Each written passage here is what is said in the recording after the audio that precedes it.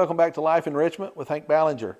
Today we want to talk about Redneck Rich being explained, what it really means to be redneck rich. Now, I came up with that term when I came up with this channel, and the idea is to help people be able to build wealth various different ways, whatever works for you, however you can build wealth, set goals, accomplish those goals.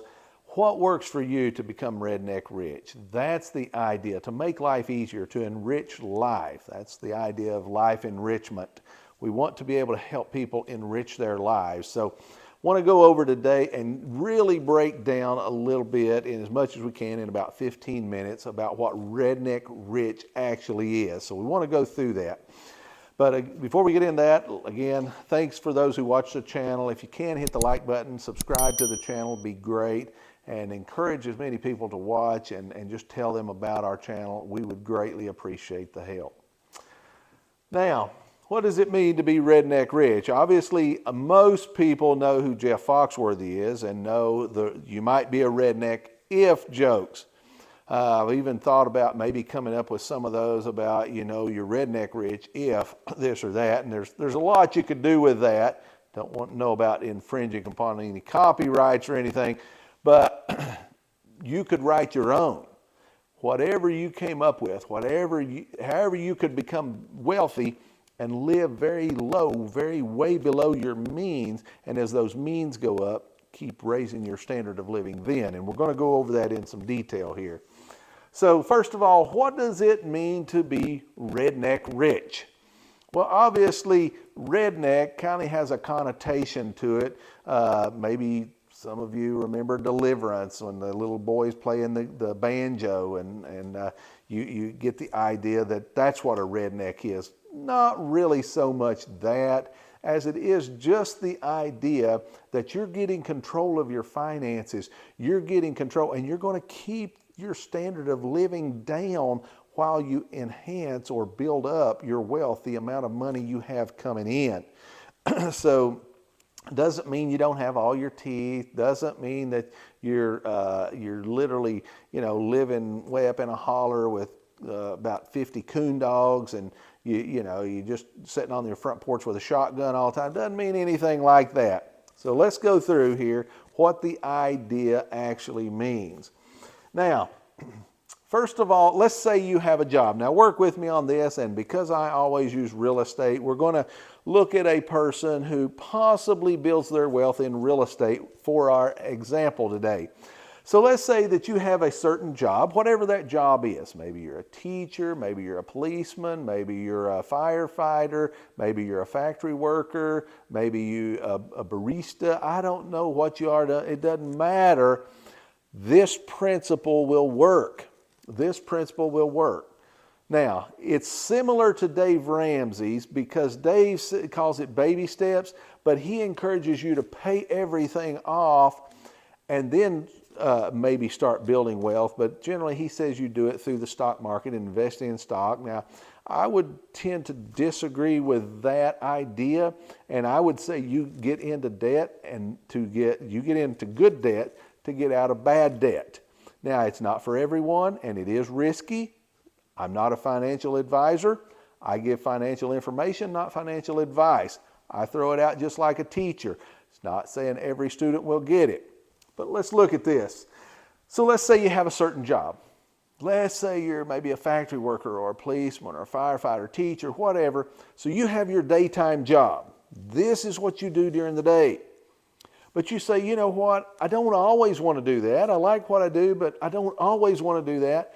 So sometime in the future, I would like to control more of what I do and be able to do more of the things that I want to do. I don't want to just do what the man tells me I have to do. And, you know, the man that keeps you down. So let's say that you decide, I want to build some wealth in real estate. So again, you have your daytime job over here on the side. So now on the other job, you start buying some real estate. Now, for our illustration, let's say that you need $2,000. That's what it takes for you to live a month. is about $2,000, maybe for your house payment, your car payment, everything, your utilities, taxes, insurance, all the utilities, garbage, everything. It takes you about $2,000 to live a month. Now, some people may say, I can't get by on $2,000, but go with me for the illustration here, because later on it won't really matter the amount. So just go with me on this. But let's say that you need $2,000 a month to get by. Now, let's say you've got your daytime job over here, and you start buying real estate on the side. And maybe you're putting a lot down on it. Maybe you're not putting much down, but whatever. Eventually, you buy a piece of property or two, and now you have $300 or $400 a month coming in from that real estate. Now, you still have your daytime job over here, but now you're starting to build some wealth. You're starting to have some income coming in from your real estate.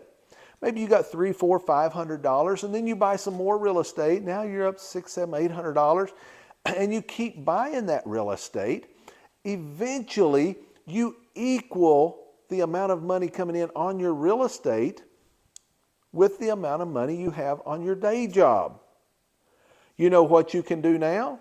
You could quit your day job because you have enough money coming in here on your real estate. You could quit your day job. Now, that might be a goal for some people.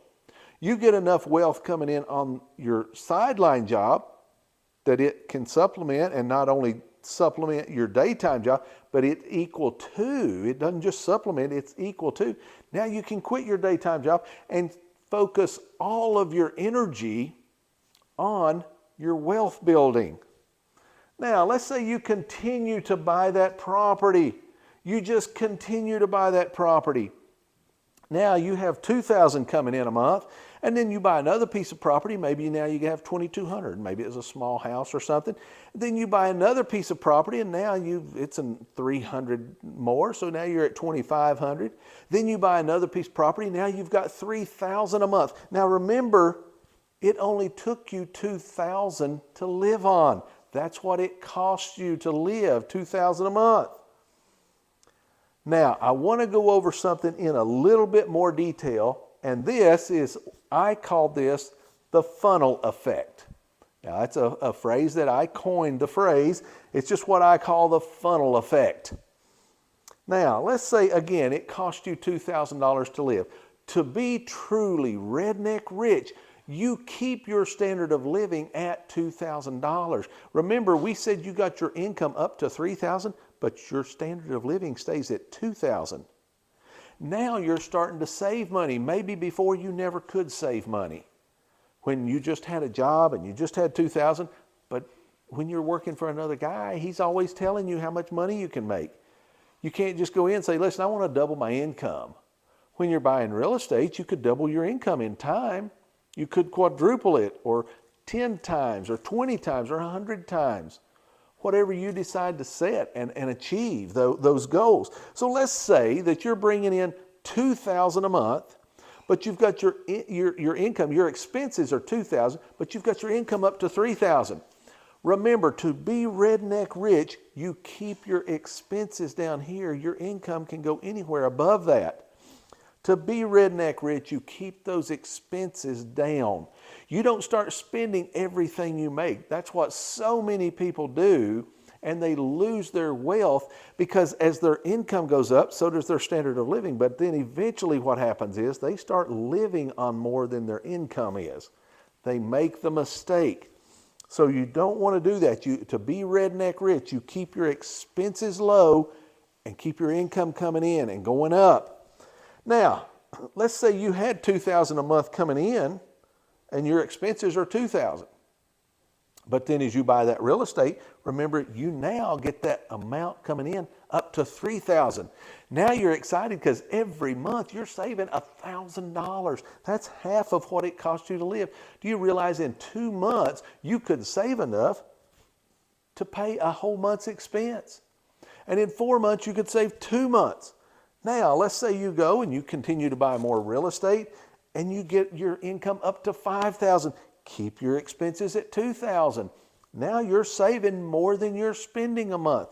you're saving $3,000 a month and you're spending $2,000. You keep that expense down and the income keeps going up, but the expense stays low. Get good at that. You remember we've talked about several videos about you've got to get good at saving, because if you get good at saving and get good at a budget, then you can get out of debt. And it's those same principles that you learn by getting out of debt that's going to teach you to build wealth. But if you can't be disciplined enough to get out of debt, then you won't be disciplined enough to do this.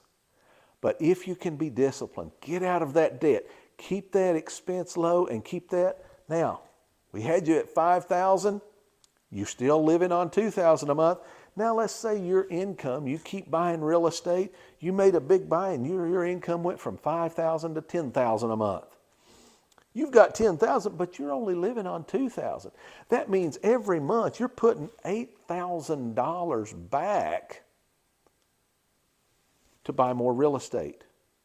Now eventually, you can start, as you build your wealth up and you keep your expenses down here, eventually, as this goes up faster and faster and higher, you can eventually start raising this up to 3, to 4, to 5, to 10, and eventually you will be living on more than you ever knew, but your income will exponentially be greater. That's Redneck Rich. You don't have to worry if your car breaks down. You go get it fixed. If your washing machine breaks, you get it fixed or get a new one.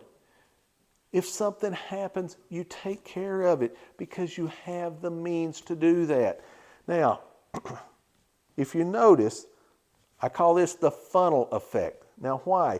If you were making $2,000 and spending $2,000, this funnel wouldn't look like this. This funnel would be straight down. Whatever you had coming in, you would have expenses. But as you notice, this funnel is bigger at the top. Now, the interesting thing about Redneck Rich, you can make the top of this funnel as big as you want as long as you keep this bottom much smaller. You can expand this thing, get it really big, a lot of money coming in every month, but only a little going out commensurate to what's coming in. So if you have a bunch coming in and not near as much going out, every month you are saving money. You're putting money into it and not taking it out, so you're building more and more wealth. Now, you're also going to build a lot of what's called phantom income when you buy real estate. You're going to build equity, appreciation, depreciation, and those things go a long way. So if you're living on just the cash flow and it's much less than your income, you're going to be building a lot of wealth over time, over 5, 10, 15, 20 years. All those properties you buy, they're also going up in value. You're also paying the principal down each month. So you're paying the principal down on a bunch of property, and the value's going up because you're raising rents. So that delta every month gets to be more and more. So it's not only your cash flow that builds your wealth, but it's what's called the phantom income. The money not that you put in your pocket every month in cash flow, but it's the phantom income, the appreciation, the depreciation, and the equity that you build into the property. Now, you can become very wealthy by this funnel effect, by keep building your wealth up, keep putting more and more in every month, and keep your expenses low. I know that kind of sounds a little like what Dave Ramsey says, but he would teach that once you get out of debt, you do the baby steps, you get out of debt, he would never say that you just go out and go in debt for real estate, and I would. That's good debt. And the real estate itself, if you buy right, will pay that debt and pay you additional too. So you can build your wealth up by going into positive equity debt, not negative equity debt like a house or cars or clothes or fancy jewelry or paintings, stuff like that. Now, paintings, some people may argue and say, well, they go up in value for the wealthy. Maybe someday you can start getting into paintings and something like that that could build wealth on the side. But when you're redneck rich and you're starting out, you're probably not there. Maybe someday. So just remember, redneck rich, you keep your expenses low, you build your wealth up and you keep building this up. And at some point in the future, as this keeps going up, then at some point you can start raising this bottom and you keep it going up, but you never let it get above your income per month. You can become redneck rich by following this example. See you on the next video.